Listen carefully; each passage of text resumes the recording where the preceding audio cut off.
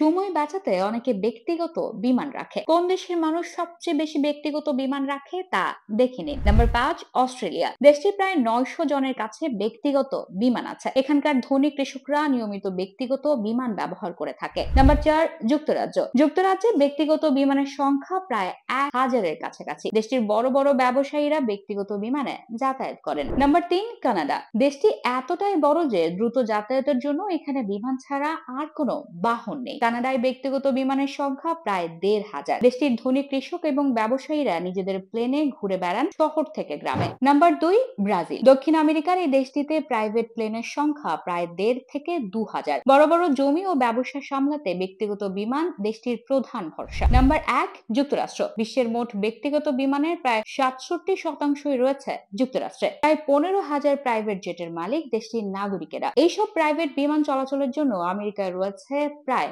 19,000 ছোট বড় বিমানবন্দর।